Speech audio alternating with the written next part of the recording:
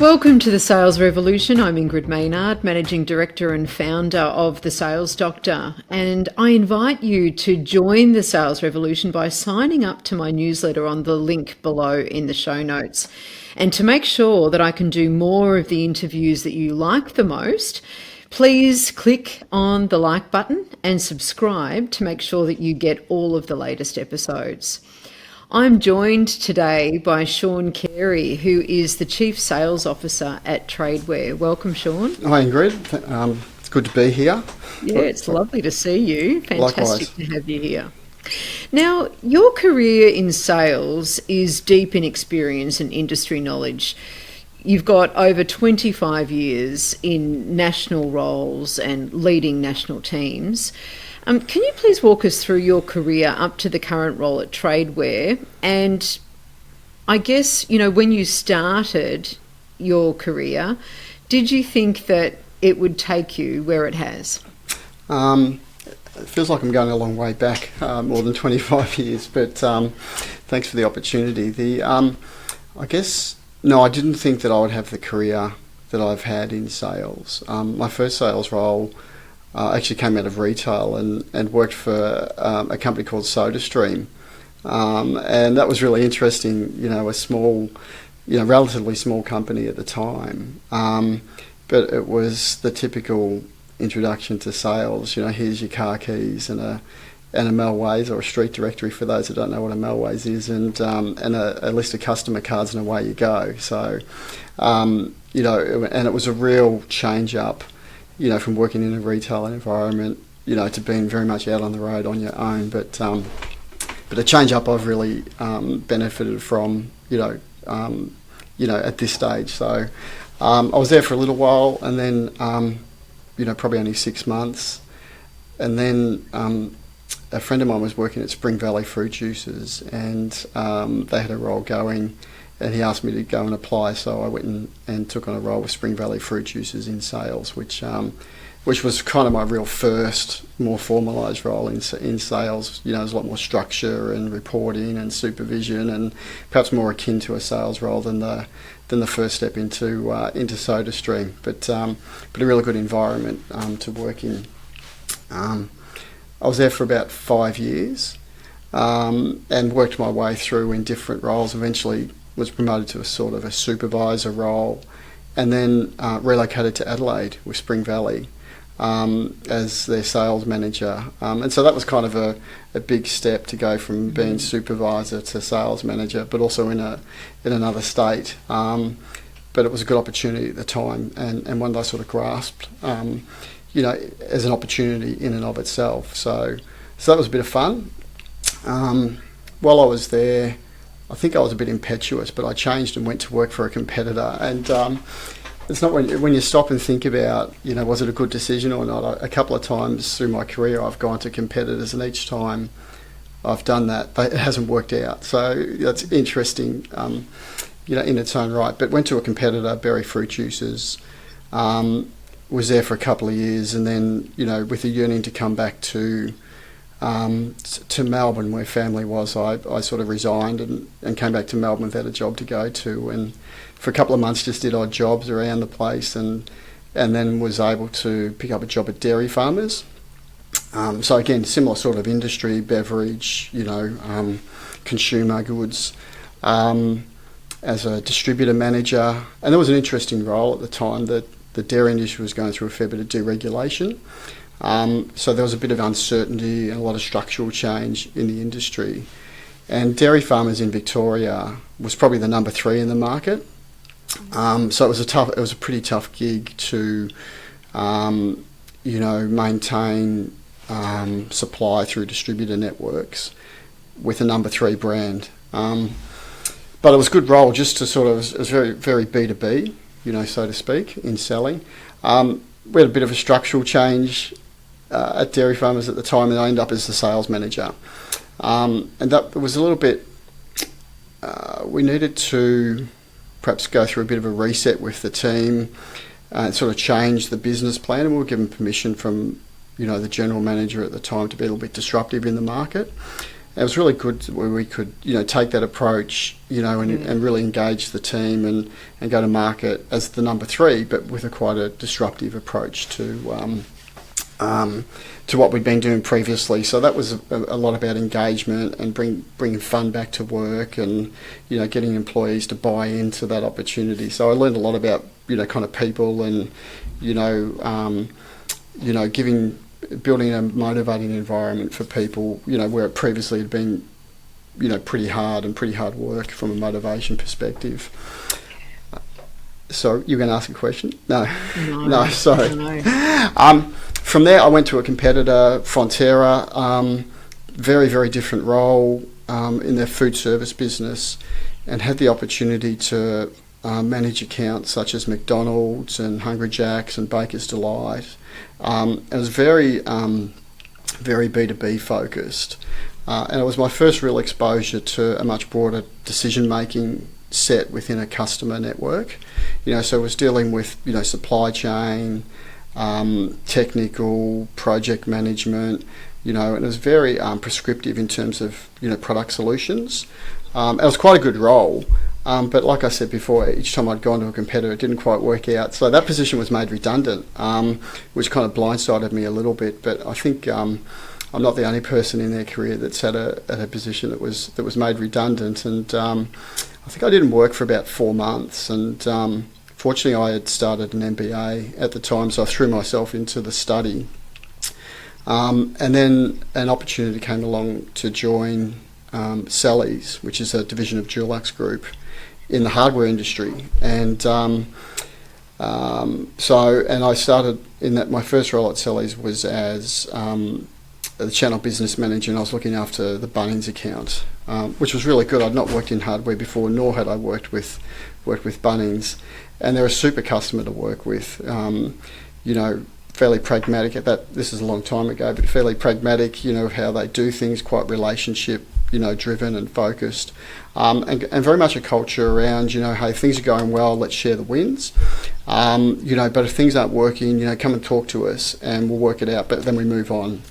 And so that was sort of kind of a nice introduction to Bunnings, who are in a very big growth phase at the time. Within Dulux Group, who are a tier 1 supplier into the Bunnings network. To summarise my overall time at Dulux Group, I was there for 13 years. Had a great time, worked in a number of different roles, from channel management or key account management. Then relocated to Sydney and moved into marketing. I hadn't worked in marketing to this point, but I was majoring in marketing as part of my MBA, and had was very fortunate to have a line manager that backed me, so to speak, to go from sales into marketing. And it was a really good experience. I think having not worked in marketing per se, I didn't perhaps understand the role of marketing and working through the lines in marketing. But I think hopefully I brought kind of a sales and a customer lens to the marketing division within the company. Through that time in Dulux Group was a growing business and made a few acquisitions. So I was fortunate to do some project work on acquisitions. Ended up in a bit of back in sales in a trade facing or construction segment of the market, and then worked in a couple of different divisions within Dulux Group over the 13-year period. I got to a point at Dulux Group where I'd been thinking about 12 months it was time for a change, and not because there was anything that was particularly bad about working at Dulux Group. I just had this kind of yearning for change, and was looking for perhaps an organisation that was smaller and a little bit nimble, and so the story goes, I left and went to a competitor, and it didn't work out. After 6 weeks, they came to me and said, "Look, we're sorry, but we thought we were going to do this, and we're not going to do that anymore." So that was a little bit challenging, but certainly a pattern there of going to competitors and it not working out. But so that it probably didn't blindside me so much. I was perhaps a bit more mature at the time, but I spent the next 3 months wondering what I was going to do. And so I day traded for 3 months, which was really interesting. It's not for the faint-hearted. But it was good because I spent a lot of time researching companies and investment and, cultures and, through a different lens. So rather than looking very much through the lens of, hey, I'm the employee or the sales manager or the marketing director, but, if I was going to invest in companies, what were the things that I would start to look for? So in and of itself, it was learning in its own right.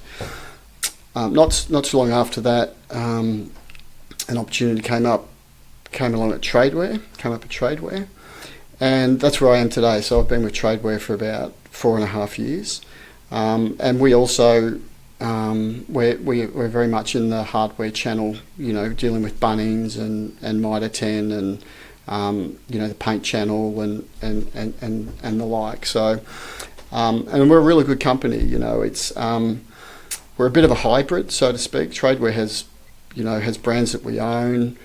We have brands that we distribute, and then there's brands that we do, merchandising and distribution services for. And so in that respect, we are somewhat unique. We're not 100% own brands, and we're not 100% distribution. So it's a really good team, medium-sized business. We've got about 100 employees, and we've really grown. Through good, maturity of strategy, an emphasis on the customer and the consumer, and a real emphasis on engagement of people. So we've got a good leadership team, but we're on a journey. There's more to do here, but we're in a good place. Fantastic, and thank you so much for really taking us on that career journey there, because the next thing that I want to just sort of get from you, and this whole conversation today for me is really about wringing out all of the learnings that you've had over that time, in your various roles. When people leave school today and then go into, whether they study at uni or whether they go straight into work, there's a tendency to kind of chop and change a fair bit. There's not necessarily the longevity with either with a role or with an organisation or with a particular focus. The thing that strikes me is, regardless of, the customer, whether it be a retail customer, whether it be a B2B customer, whether it be, channel or distribution, or whether, you're, even as you were talking about your day trading there was that common theme of really understanding what, the sales function within that, and then deepening it. So, and within that, lots of different roles. So you had, direct roles, then you had the B2B role, then you had leadership roles, and then you had, channel leadership roles, and, there were various levels within that. What do you think has been the advantage to you at this point in your career, in this current role, of staying the course within a particular focus, albeit across lots of different organisations, and a variety of different roles, but staying the course with sales and having that deep level of experience? So I don't think I really planned out, kind of sales, but I think careers choose you, in some aspects. Right. I was having this conversation with my daughter the other day, who's just started year 12, and she's not quite sure yet. And as much as you want to kind of give, direction, I think, on reflection, I would say, I would say to her, let something choose you. And I feel like the sales career chose me. Back to my first sales role, I kind of, I felt I was able to connect with data, and then that led to, the curiosity around, how to do business, and what's the role of, a salesperson, what am I expected to do, and then so you move into these roles and you go, okay, well, there's a selling process, so you start to learn the building blocks of being successful and so on. I think, and then you go on this journey and the career starts to choose you. And assuming you've got some ability, then you can make progression along the way. Absolutely. Oh, absolutely. And yes, careers do choose you. I mean, I certainly feel that from my experience, but also there seems to be that commitment to deepening your knowledge. What was the difference between going from, say, retail to B2B, and then also going from a sales role to then leading a team of salespeople? It's a good question. I think it's easy to be the best rep, and then making that transition to leading a team, is quite hard. But for me, I think, what are the disciplines what are the things that matter that should be done, in any given role? And as long as you're clear on those and, kind of the standards and the expectations of performance, then you can always come back to that. And then I think there's individual nuance about how people do the job. So there's what we do in terms of the results and the outcomes and those types of things. And I think there's how things get done, and that's the behaviours. And once you learn, I don't think I recognised that straight up in my first sales management or supervision role. But I think once you start to allow people's individual style and their behaviours to contribute to the results that are done, once you learn that nuance, I think then you're on your journey, of kind of managing people. It's not everyone does things the same way, and it's okay that things get done differently and they're expressed differently. I think that's kind of an important sort of learning step early on. Yeah, I really agree with everything that you've just said around understanding what the role actually is. I know that sounds really super, super simple, but where I've worked with organisations and there's issues around performance, when I ask that question, okay, so do you know what you need to do? People look at me like, well, of course I know what I need to do. I need to sell, right? But just having that clarity over, what are the things that are going to be, measured and managed around my performance? What do I need to actually achieve? By when? And then how is that expected of me? And then bringing myself and my own way of doing that to that criteria is really key. So to hear you say that makes me go, yes. I think the how's really important. What we do results. They will come, and I think particularly these days is, selling is much more sophisticated and there's more layers of data to work with, and particularly in our industry, there's often orders that are that come through automatically and those types of things, but the behaviours give you that link to culture, in an organisation, and sometimes you can have people that get great results, but culturally they don't fit, or how they go about it, can be at odds with the culture of the organisation. And I think that's really as you get more experience in leadership roles and managing people, that how piece is just as important as the outcomes. Yeah, 100%, I think too. Yep.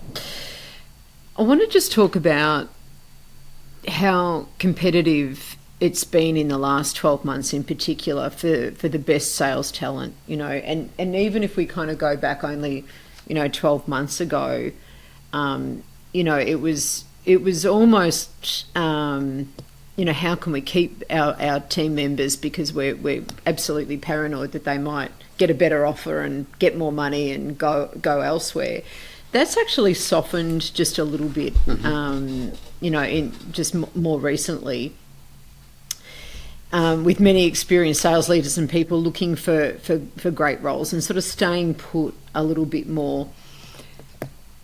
Given your experience and your well-rounded role experience, what would be your advice to people who perhaps have, job hopped a little bit, with organisations or industries, and you've got some, like you said in your thing, wherever I've gone to a competitor, It hasn't worked out. I know that that's not the case for everyone, but just to say for those people who have job hopped around, either to industries or organisations, so that they can actually demonstrate that they have what it takes to sell in tougher market conditions, and how they'd convey that to prospective employers. What would be your advice there?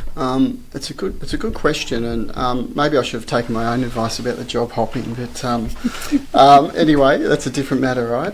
I think of, I just want to take a step back on this question because I think it's a really good question.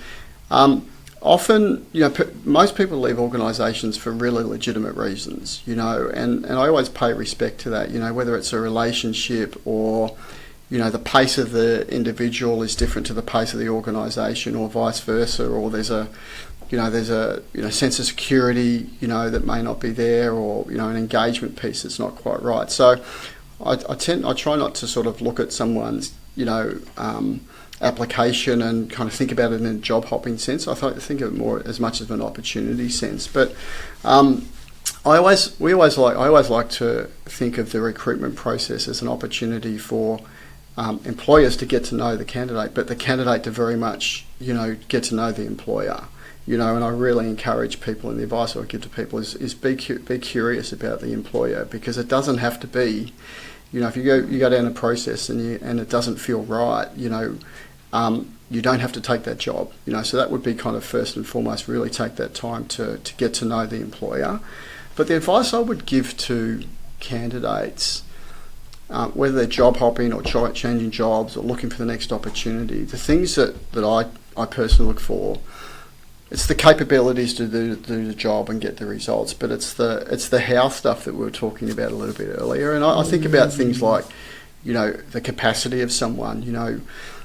If you can portray a sense of the veracity with which you take on work, to a potential employer, that really matters. I had a really great mentor at Dulux Group, and I've quoted him a few times, and people listening to this will have heard me say it, but if you want something done, you give it to the busiest person in the building, and they'll get it done. So if you're a candidate, if you can demonstrate that veracity for, workload and capacity, I think that's really something that you should bring through to the interview process, and you start to, get interest from the recruiter in that sense. I also look for demonstration of tempo, and I touched on before, organisations run at pace, and rightly or wrongly, sometimes people are going much faster than the organisation is going, yes, or the organisation is going much faster than its employees are going. And when that's the case, there's an alignment there can be an alignment or engagement issues. But if you can come in as a candidate and kind of feel the pace of that organisation, but also demonstrate how you can line up with it, it's a bit intangible, but I think that's the sort of thing that I would look for, for someone that's presenting as a candidate. Another piece of advice I like to give to people, I've got a few here, Ingrid, so I hope you don't mind. Yeah, it's great. This is I always say to people that every job has its moments, and you've got to own the moment. So whether you're opening a meeting, or you're talking to a customer on a Monday morning, or you're, doing a presentation, or you're presenting a strategic plan, or whatever the moments are in your job, you've got to know them and own those moments. They're your time to shine.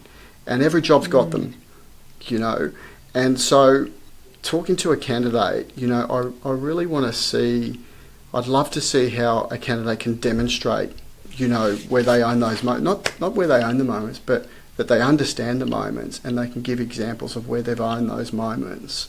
And I reckon every role's got those moments, and if you can own those moments, that's a great candidacy in my mind. I also think about the cultural alignment piece that we were talking about before, but from a job hopping or job changing perspective, I'd really encourage people to find out about the culture of the organisation. Be curious, ask questions. I'd try and identify cues that align with your beliefs, but also try and identify things that don't necessarily align from a cultural perspective. But be prepared as a candidate to really explore those. Because again, if you go down the path and get first interview, testing, second interview, and you're still not sure culturally, you've got to find out, because there's no point accepting a job where you've got some underlying concerns as a candidate that culturally it might not be the right fit, because there's other organisations out there that will be a better fit. Yes. And the other one, I think, is be coachable. Demonstrate to people that you're coachable. And I know we've done some work around coaching, recently, and candidates, employees, people that are coachable in organisations are super valuable. And if you're not coachable, you often run into issues, and that's that piece around alignment or pace, or engagement, right. So demonstrate to potential employers, by way of example, how you've been coached and how that translated into, a better performance, a change of performance, a change of method, in your previous employment. That would be the advice that I would give, to people that are changing jobs.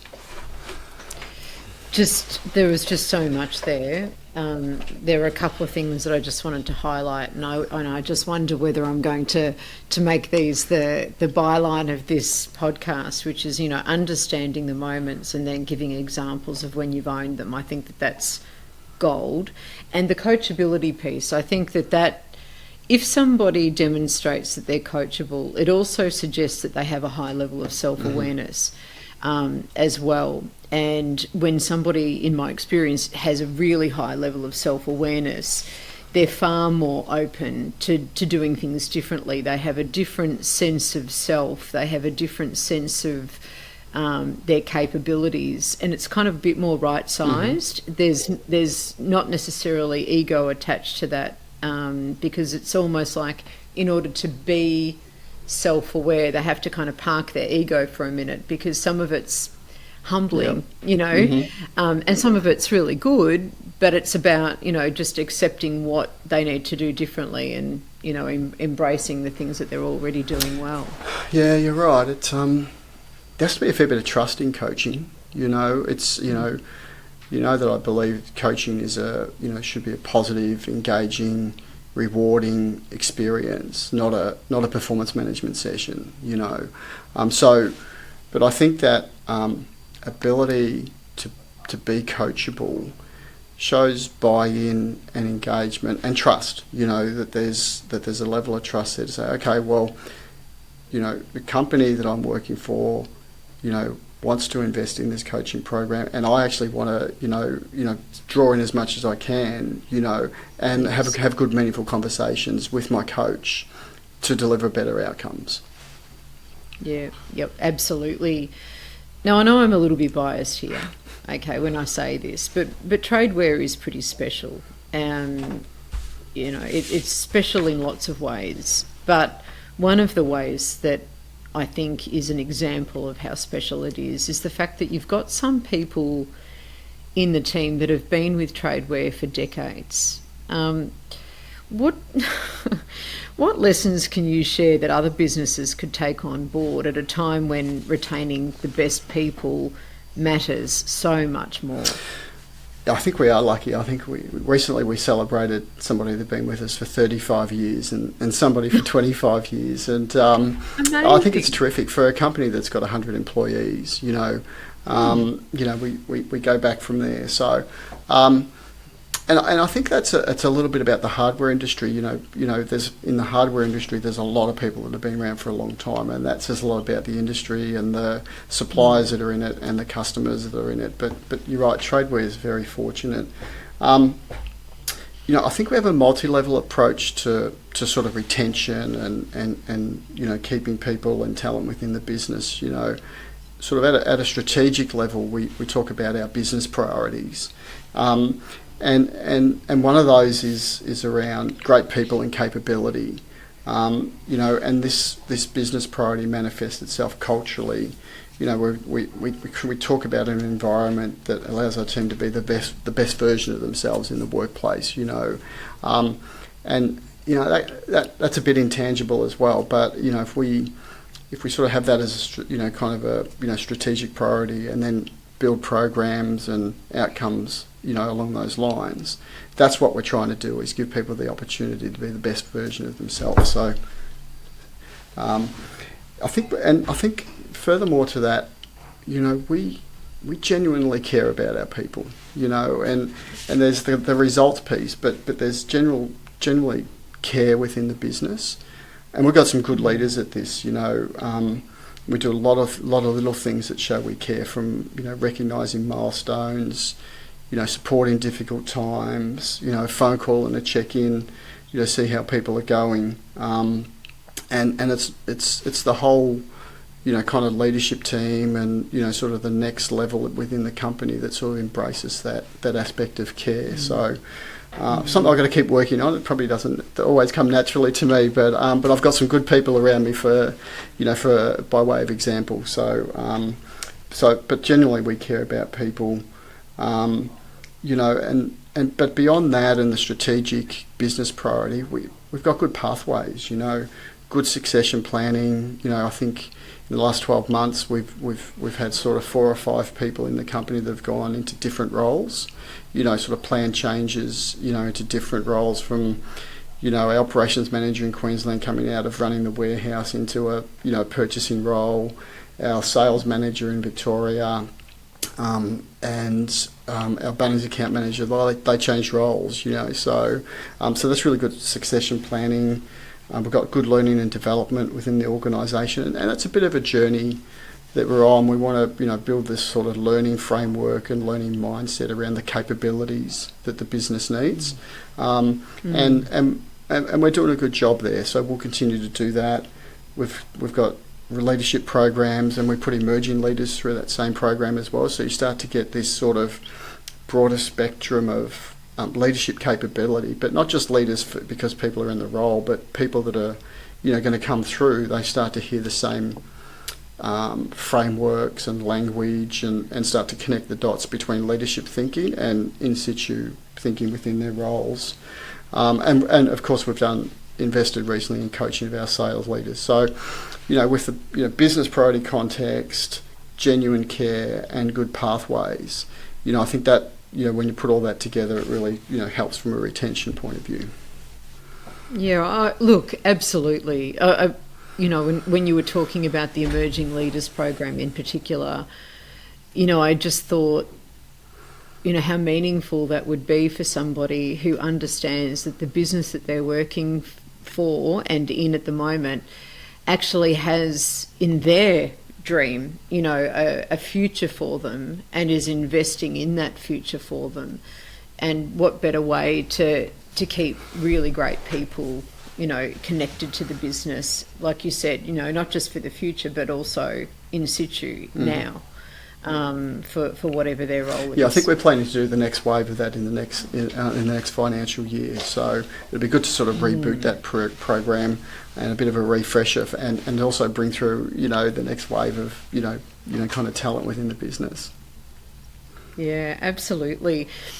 I heard, mutual mattering, which is one of my underpinning business philosophy, and I talk about, the ecosystem, because it's really about having a mindset of, mutual value delivery regardless of where you're placed. So it's not just about salespeople delivering value to their customers, but it's about everyone in that business ecosystem about, delivering mutual value. And I heard recently the CEO of a Fortune 500 company interrupt this board meeting, and he said, look, there's just 2 roles in this organisation. And he said, you're either, selling something, or you're supporting somebody who is. And I just thought, wow. And then he was like, remember that. And then left. When you look across the value chain, how can companies ensure that, non-sales functions begin to understand their impact on revenue, margin and profit? It's a good question. I can understand, that sort of commentary around the value chain. If I think about it in the context of Tradeware, because I think each organisation has its own connection to the value chain and how it functions. So, perhaps if I talk about it through a Tradeware lens, but Yeah. we actually have a flow diagram of the business value chain in our business plan. It's like page 3, and it's a bit of a, it demonstrates for us the connections and what our role is. Because as I said before, we're a bit of a hybrid where we've got brands that we own.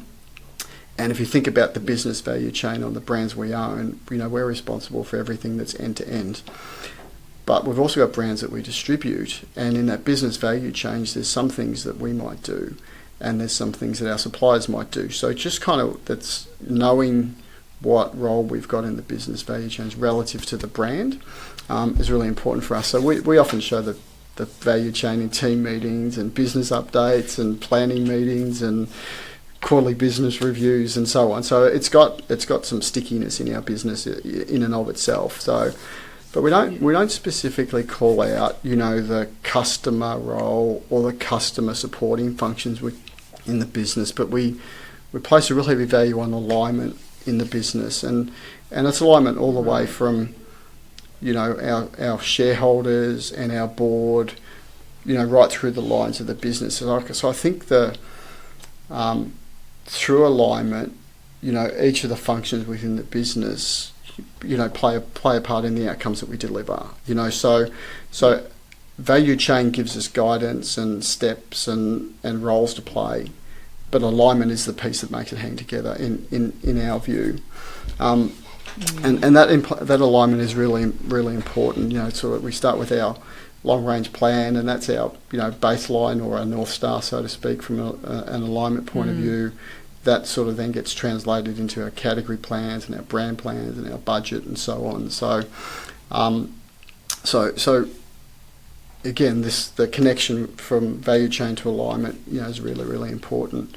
And then we view the functions within the value chains more of a virtuous ecosystem, as opposed to this role does that and this role does that. Because if each of those functions in the value chains don't connect, don't come around along that alignment journey, then we fall over. And so right. I'm not sure if I've answered your question specifically, but the value chain is really important, and the outcomes are going to be the outcomes. But it's the virtuous cycle of connection that might go from the sales front end to the demand planning end, or the HR end through to the customer service end. There's links throughout the chain, but it's the alignment piece that brings them together and how we intersect with each other that makes it work at Tradeware. That is extraordinary thinking from an organisational perspective, and the fact that the value chain is, page 3 of the business plan, and and then there is that, I love how you call it, that virtuous connection, and that interlinking between all of the different functions. But if you went to any particular person within some of the aspects of that value chain, how does that then translate to their understanding of their interconnectedness to other functions across the value chain with respect to what they do? So how are we enabling somebody else to do what they do, and therefore it's also valuable to us, and how are we measuring value around what it is that we do in relation to the other person and the focus that they've got? It's a good question. Perhaps it's a little bit unsaid, and implied, through our business plan. Yeah. But I think also you can't just rely on the unsaid, of course. So each role, or each function in our business, there is a performance profile and a department or a functional, plan on a page, that gets into the metrics that really matter for that role. And we review that every 12 months, as a leadership team, and then that then sort of translates, from, input from the leadership team into our budget and then functional plans on a page, which we update every 12 months. So we don't sort of overhaul, our plans on a page or our business priorities every year. We generally nuance them. So if we continue to refresh and update them on a yearly basis, then each of those metrics create that implied connection to each other part of the business. Yes, So I so appreciate the fact that you were saying that there's the unsaid, but you can't just rely on the Yep. unsaid. And then you talked about the metrics that matter, and that each function has a plan on a page, which obviously contains how the metrics that matter will Yep. be achieved. So that's that to me says everything. Which again, I would argue from the view that I have, not some very large organisations don't necessarily have that level of clarity. Yeah, I can't. Obviously, I can only speak for Tradeware. I think we do this piece really well, and it comes back to alignment. Very. And there's at Tradeware. There's a real sense of that we're all going in the one direction. It's like, we're all rowing the boat in the one direction, and sometimes we're rowing it really fast, deliberately, and other times we're rowing it slow, deliberately, and sometimes we're just patient. And I think that's the that's almost kind of the glue that sort of holds it together, is just that ability of alignment and to be rowing in the same direction. Gosh, there's so many things here that I could dive deeply on. As a distributor, Tradeware has direct customers, but it also needs to understand the customers of your customers. What elements do you think have led to Tradeware's success in continuing to deliver value to both customer groups? I think as I said earlier, we're a bit of a hybrid at Tradeware, and we distribute some really great brands. We're really fortunate with our portfolio. Most of the brands that we have are generally more premium, in a particular category. So they're really good products to sell, and products that have got real levels of trust within our customer base. So we're fortunate from that perspective, but we're also really fortunate that we own brands, and that sense of end to end, in the value chain. We get to live that experience every day, and we can take what we know from owning our own brands into managing and distributing other people's brands. So we're really, really fortunate. Over the last few years, we've deliberately, started to talk about the consumer, as the very reason that our product exists, and it's a journey. We've done some really good work with one of our brands, our EnviroSafe brand, and really changed that up and made it, turned that into a really, what's the consumer insights, what do they buy, what's the path to purchase, and so on. And the more we make the consumer the priority, the more value we add, to our retailers, our customers, through that work that we do. But similarly, we think about our distributor brands. We almost, if you talk to most people in our business, you would say, well, you wouldn't know whether we distribute those brands or we own those brands. We're just as passionate, about the brands and why they exist in the business. Yep. Wow. So wow. We're on a journey here, certainly in the consumer space, and in our business priorities, we talk about there's a business priority around the consumer and really understanding those things that I mentioned before, and what are the insights, why do consumers purchase, what do they like about the product, what's the path to purchase, which is constantly changing. But we've also got a business priority about our customers, and there's an engagement piece, and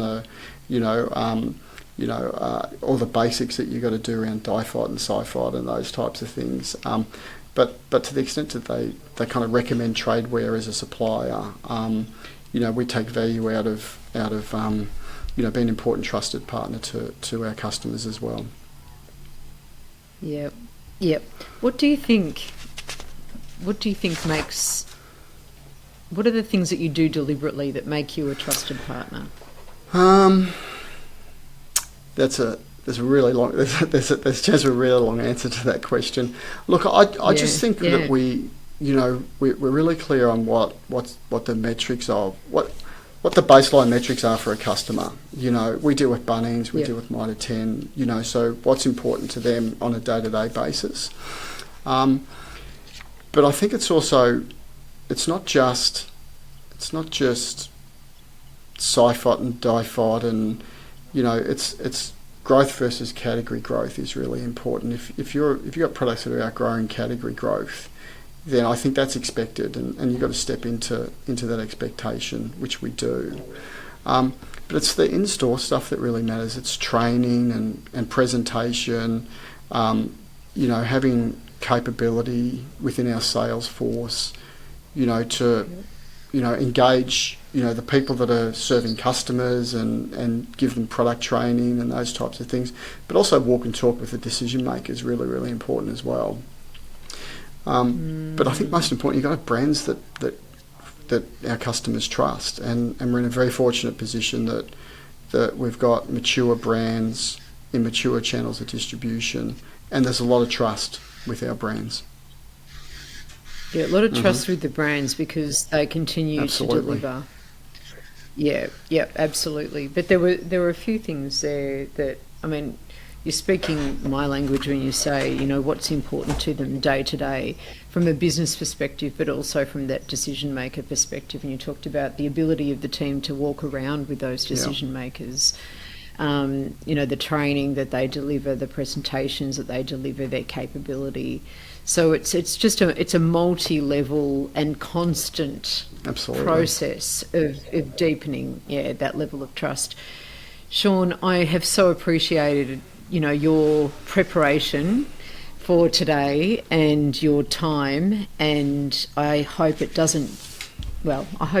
go without saying that I absolutely love the work that I've been doing with Tradeware, and I think that it's just such an incredible organisation, and I'm privileged to be part of it. Thanks, Ingrid. I think these long form, conversations are great in this sort of podcast media. So it's really nice to have the opportunity.